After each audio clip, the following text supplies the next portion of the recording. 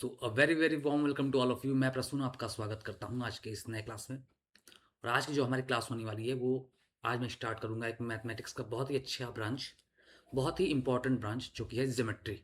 Geometry बोलिए या geometry बोलिए जो भी। तो आज हम उसी को स्टार्ट करते हैं क्योंकि एक बहुत ही आप कह सकते हो मेन है ये। आपके चाहे एसएससी हो, चाहे रेलवे हो, चाहे कोई भी कॉम्पिटेटिव एग्जाम्स हो, तो जिसमें भी ज्योमेट्री आती है तो यहाँ से क्वेश्चन आपके 4-5 क्वेश्चन जरूर आते हैं। ठीक है, तो हम आज स्टार्ट करेंगे यही ज्योमेट्री। और इसमें खासकर हम आज स्टार्ट करने वाले हैं ज्योमेट्री में 2D फिगर से स्टार्ट करते हैं। ठीक है, 2D फिगर्स में सबसे पहला पॉलीगन। ओके, पॉलीगन क्या होता है? तो देखिए इसका डेफिनेशन मैंने लिखा हुआ है कि पॉलीगन क्या होता है। एक मिनट, ठीक है, ये भी ब्लैक है ना। ठीक, तो पॉलीगन क्या होता है? एक सिंपल क्लोज्ड फिगर होता है पॉलीगन। ठीक है, सिंपल क्लोज्ड फिगर जिसके आपके थ्री या तो थ्री से ज़्यादा लाइन सेगमेंट से बना होता है। ठीक है, स्ट्रेट लाइन सेगमेंट्स। तो ऐसा फिगर, ऐसा क्लोज्ड फिगर, ऐसा सिंपल क्लोज्ड फिगर जो कि आपका थ्री या थ्री से ज़्यादा लाइन सेगमेंट से बना हो, उसी को हम पॉलीगन कहते हैं। ठीक है, और लाइन सेगमेंट से होना चाहिए, क्लोज्ड होना चाहिए। जैसे कि मैं फिगर बनाता हूँ, मुझे येलो लेना पड़ेगा क्या? ठीक है, मैं फिगर बनाता हूँ। ठीक है, एक ये स्ट्रेट लाइन हो गया, ये स्ट्रेट लाइन हो गया, ये स्ट्रेट लाइन हो गया, ये स्ट्रेट लाइन हो गया। वाह, ठीक है, तो ये क्लोज्ड फिगर है। ओके, ये कैसा है? एक क्लोज्ड फिगर है। और ये इसके जितने भी साइड्स हैं, देखिए थ्री से ज़्यादा साइड्स हैं, लाइन सेगमेंट्स हैं, फोर लाइन सेगमेंट्स, एक क्वाड्रिलेटरल है ये। ओके, तो ये क्या होगा? ये एक पॉलीगन होगा। अब एक मैं और इसमें क्या फीचर्स है, each line segments intersect exactly two others only at its point. जैसे कि मैं कहता हूँ कि एक लाइन सेगमेंट, जो ये वाली आपकी लाइन सेगमेंट है, ये क्या है? केवल दो और लाइन सेगमेंट को टच करे उसके इन पॉइंट्स पे, और इस इन पॉइंट्स को हम लोग वर्टिसेस कहते हैं। ठीक है, यानी कि एक लाइन सेगमेंट जो है केवल दो लाइन सेगमेंट को और टच करेगी एट इट्स इन पॉइंट्स, जो कि वर्टिसेस कहलाते हैं। No two sides cross each other, ऐसे कोई दो साइड्स क्रॉस नहीं करने चाहिए। ठीक है, तो जैसे मैं मान लेते हैं ये फिगर बना देता हूँ। ठीक है, ये रुकिए, यहाँ नहीं, इधर आपको पता नहीं विजिबल होगा कि नहीं होगा। मैं ये फिगर बनाता हूँ, इसे हटा दिया, ये पॉलीगन है। ठीक है, एक फिगर मैंने बना दिया ये।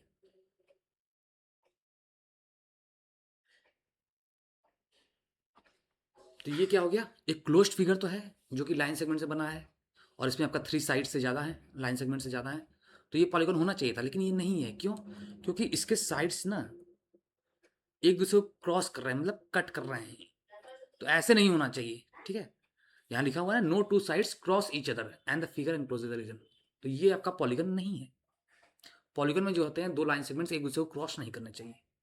तो ये होता है फीचर्स पॉलीगन की, प्रॉपर्टीज होती हैं पॉलीगन की। अब जो है हम नेक्स्ट स्लाइड करते हैं, पॉलीगन्स के क्लासिफिकेशन के बारे में पढ़ेंगे। ठीक है, कि पॉलीगन्स कितने टाइप्स के होते हैं।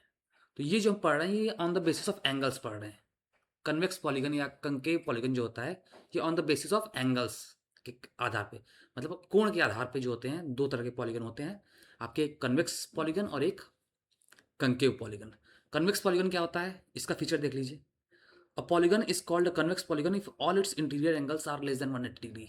अगर किसी भी पॉलीगन में उसके जितने भी इंटीरियर एंगल्स हैं वो अगर 180, उनका मीजर जो है 180 से कम हो, तो ऐसे पॉलीगन को हम कन्वेक्स पॉलीगन कहते हैं। ठीक है, और खासकर एक और प्रॉपर्टी इसकी होती है कि इनके जो भी डायगोनल्स होते हैं, ठीक है, वो पॉलीगन के अंदर ही लाई करेंगे। जैसे मैं एक फिगर बनाता हूँ स्क्वायर आपका, जैसे ये पैरेललोग्राम ही था,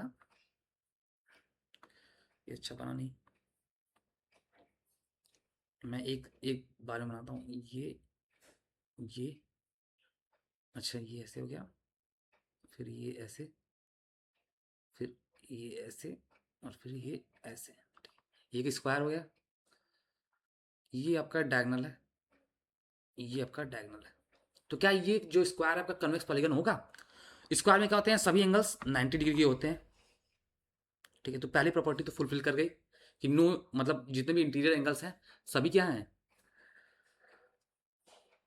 अच्छा यहाँ लिखा है नो इंटीरियर, मैं कंफ्यूज हो गया, नो इंटीरियर एंगल्स। ठीक है, इंटीरियर एंगल्स जो है वो 180 से ज़्यादा नहीं होने चाहिए। तो इससे अच्छा यहाँ पे आप लिख लीजिए ना, इसे काटिए, नो इंटीरियर में कंफ्यूज हो जाएंगे, इसे कट करके यहाँ लिख लीजिएगा ऑल इंटीरियर एंगल्स, मतलब दोनों का मतलब तो सेम ही हो गया। ऑल इंटीरियर एंगल्स जो होता है वो लेस देन 180 डिग्री होता है, ये कर लीजिएगा। No interior angles is greater than 180 degree, वो भी सही था। या लिख लीजिए ऑल इंटीरियर एंगल्स जो होगा वो 180 से कम होगा। तो ये 90-90 है, और साथ ही इसके डायगोनल्स जो हैं वो फिगर के अंदर है। तो ये स्क्वायर क्या हो गया, एक कन्वेक्स पॉलीगन हो गया। रेक्टेंगल भी क्या है, एक कन्वेक्स पॉलीगन है। ठीक, हेक्सागन हो गए, पेंटागन हो गए, सभी के डायगोनल्स अंदर होते हैं। ओके, तो और इन सब के जो एंगल्स होते हैं वो भी 90 डिग्री से कम होते हैं। ईच इंटीरियर एंगल्स का मीजर जो होता है 90 डिग्री से कम होता है। तो ये सब क्या कहलाएंगे, कन्वेक्स पॉलीगन कहलाएंगे। ओके, 180 से कम होते हैं। ठीक है, ईच इंटीरियर एंगल जो है 180 से कम होते हैं। तो ये आपको याद रखना है। कन्वेक्स पॉलीगन की क्या प्रॉपर्टी हो गई कि any polygon whose all interior angles are less than 180 degree, या whose each interior angles is less than 180 degree, 180 से कम उनका मीजर होना चाहिए। तो ऐसे पॉलीगन को हम लोग कन्वेक्स पॉलीगन कहेंगे। और दूसरा फीचर क्या था, all diagonal lies inside the polygon, diagonal बाहर नहीं होने चाहिए। फिर है कंकेव पॉलीगन। कंकेव पॉलीगन में जस्ट उसका अपोजिट, ऐसा पॉलीगन जिसमें कोई भी एक इंटीरियर एंगल 180 से ज़्यादा हो जाए।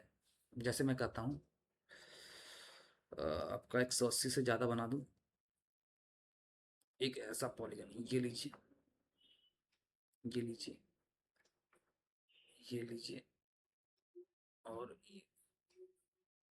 ठीक है, मतलब ये स्ट्रेट लाइन होंगे सारे, आपको कर्व दिख रहे हैं, ऐसे होना चाहिए, straight line, straight line, straight line and, अरे यार ये स्ट्रेट लाइन, फिर एंड ये स्ट्रेट लाइन। तो देखिए ये एंगल जो है ना, ये आपका 180 ऐसे होता। ठीक है, 180 ऐसे होता। एक मिनट, ये 180 से कम ही होगा, ये मैंने गलत बना दिया एंगल। रुक, अरे यार रुको, चिल्ला रही हैं।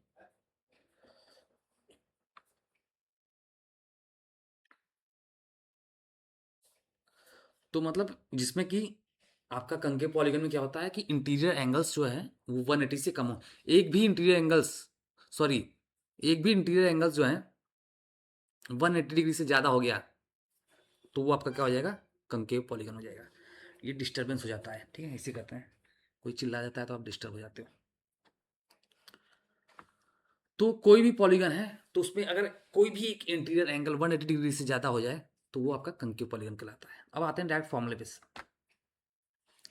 कुछ इंपॉर्टेंट फॉर्मूला है जो कि आपको देखना पड़ेगा। सबसे पहला है सम ऑफ इंटीरियर एंगल्स, और ये देखिए रेगुलर पॉलीगन का है। ये फॉर्मूला किस पे फिट बैठेगा, रेगुलर पॉलीगन। आप कहेंगे रेगुलर पॉलीगन क्या है, ऐसा पॉलीगन जिसके सभी साइड्स का मीजर इक्वल हो, all sides are of equal length, तो ऐसे पॉलीगन को हम लोग रेगुलर पॉलीगन कहते हैं। ठीक है, सम ऑफ इंटीरियर एंगल्स इसका क्या होता है, सम ऑफ इंटीरियर एंगल्स का फॉर्मूला होता है n-2 × 180 डिग्री। ठीक है, और n क्या है, नंबर ऑफ साइड्स है। जैसे कि मैं कहता हूँ, मान लीजिए पेंटागन है, ये बार बार स्ट्रेट क्यों बन जा रहा है, या तो पूरा बन जाए स्ट्रेट, ये आधा काम क्यों हो रहा है। एक आपका मैं पेंटागन बनाता हूँ, ये अरे यार, अच्छा छोड़ के बनाना पड़ेगा।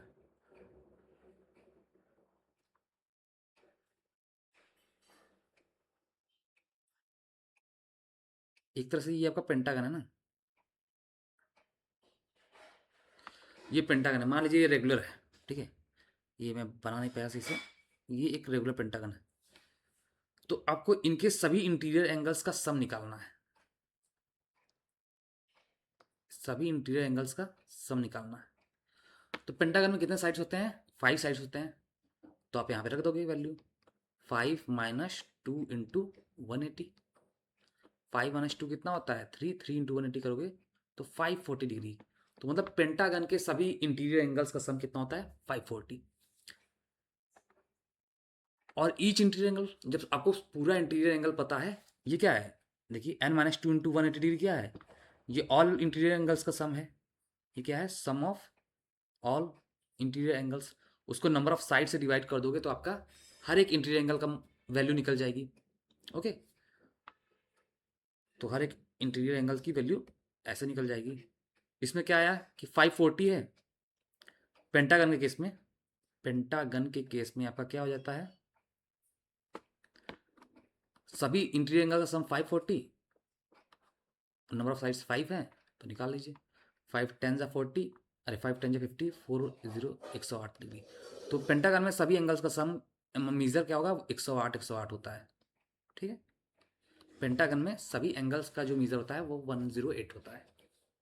इसी तरह आप हेक्सागन का भी निकाल सकते हो। हेक्सागन में, रेगुलर हेक्सागन, सॉरी, ये पेंटागन बोलिए, ये रेगुलर पेंटागन बोलिए, क्योंकि फॉर्मूला क्या है? रेगुलर पेंटागन का इंटीरियर एंगल्स का सम निकालने के लिए। ठीक है, ये हो गया इंटीरियर एंगल्स का प्रॉपर्टी। बस फॉर्मूला है, रटना है और कुछ है नहीं। इसका प्रूफ कुछ है नहीं। प्रूफ होगा भी तो आपका कॉम्पिटिटिव एग्जाम्स में पूछा नहीं जाता। तो अब आते हैं हम लोग एक्सटीरियर एंगल पे। तो each exterior angle of a regular polygon, कोई स्लाइड मिस कर गई क्या? नहीं, अच्छा।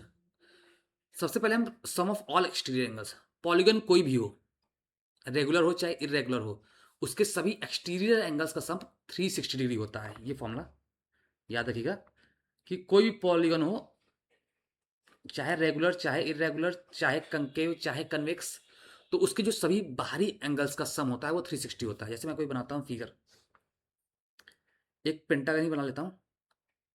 ये रहा, ये रहा, ये रहा, ठीक है, ये रहा और ये रहा।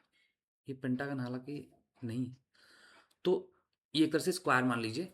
तो इसके जितने भी एक्सटीरियर एंगल्स हैं, ये हो गया एक एक्सटीरियर एंगल, ये दूसरा एक्सटीरियर एंगल, इसे मैं बढ़ाता हूँ तो ये आपका तीसरा एक्सटीरियर एंगल, इसे बढ़ाता हूँ तो आप यहाँ पे चौथा एक्सटीरियर एंगल्स। ठीक है, तो जितने भी एक्सटीरियर एंगल्स होते हैं, ठीक, इसके ये वाला यहाँ नहीं रहेगा। ठीक, इसका एक्सटीरियर एंगल क्या हो जाएगा? इस वाले का यहाँ हो जाएगा। ठीक है, और इसका यहाँ, और इस वाले का यहाँ। ठीक है, और ये हो जाएगा यहाँ। ठीक, तो ये जो 1 2 3 और 4 है, इन एंगल का सम कितना होगा? 360 का। चाहे वो 5 साइड्स का हो जाए, उसका भी सभी एक्सटीरियर एंगल्स का सम 360 डिग्री होता है। और सभी एंगल्स का 360 डिग्री है तो जितना ईच एक्सटीरियर एंगल निकालना है तो नंबर ऑफ साइड से डिवाइड कर देना, तो वो 360 अपॉन एन हो जाता है। तो ये कुछ खास इंपॉर्टेंट फॉर्मूले हैं। इसमें एक डायगनल का भी होता है, नंबर ऑफ डायगनल्स।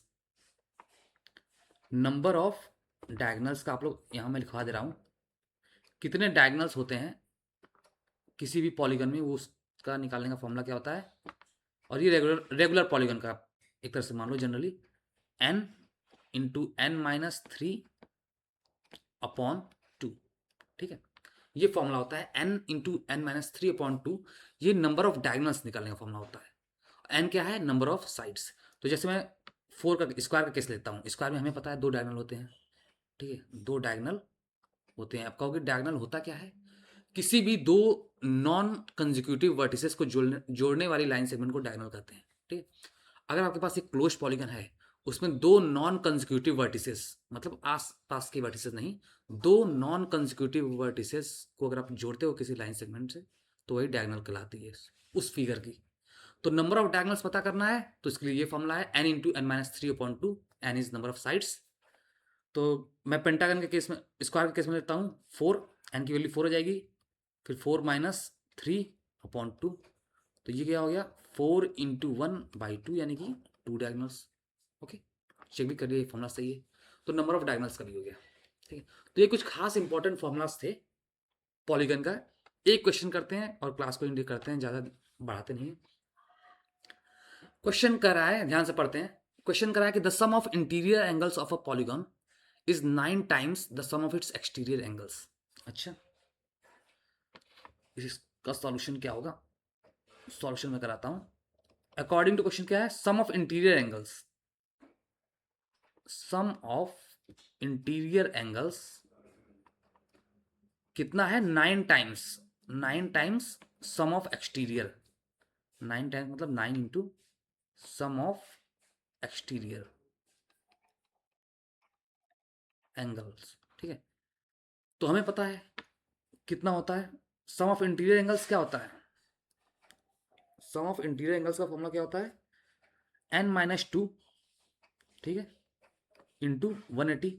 देख लीजिए स्लाइड में दिखा देता हूँ एक बार फिर से फॉर्मूला वाली स्लाइड। तो इंटीरियर एंगल का सम कितना होता है n-2 इंटू 180। तो यही फॉर्मूला मैं यहाँ रखूंगा, पुट करूंगा n-2 इंटू 180, ये क्या हो गया इंटीरियर एंगल्स का सम हो गया, is equal to 9। Sum of exterior angles कितना होता है 360 होता है, कोई भी पॉलीगन हो एक्सटीरियर एंगल्स का सम 360। तो यहाँ पे काट दीजिए, 180 से गया 2 टाइम्स, 9 2 18, तो यहाँ बचा n-2 इज इक्वल टू 18। तो n की वैल्यू आ गई नंबर ऑफ साइड्स 20, ठीक है। तो आपका आंसर क्या हो गया, नंबर ऑफ साइड्स कितनी होंगी 20। तो बस फॉर्मूला पे खेलना है, फॉर्मूला आपको याद है, आप कर ले जाओगे। इस पे और क्वेश्चन प्रैक्टिस कराऊंगा नेक्स्ट क्लास में, तब तक के लिए गुड बाय, टेक केयर। और कैसा लगा आपको सेशन जरूर बताइएगा, धन्यवाद। And please do like share and subscribe the channel. And अगला मैं लेक्चर अभी यही ज्योमेट्री स्टार्ट किया हूँ, अभी 2D फिगर्स है, इसके बाद मैं 3D भी स्टार्ट करूंगा, उसके बाद मैं पढ़ाऊंगा मेंसुरेशन। ये सब चैप्टर आपके एसएससी हो गए, रेलवे हो गए, ठीक है। और स्टेट पीसीएस का जो आपका सीसेट सेक्शन आता है शायद उसमें आपके मिल जाता हो। तो बहुत ही इंपॉर्टेंट ये ब्रांच है मैथमेटिक्स की, ज्योमेट्री। इसके बाद मैं मेंसुरेशन पढ़ाऊंगा, उसके बाद अलजेब्रा पढ़ाऊंगा, ठीक है। तो इस साल मैं डेडिकेट कर रहा हूँ एसएससी एंड रेलवे के मैथ्स को। तो थैंक यू, टेक केयर, और please do like and share, please do like share and subscribe the channel.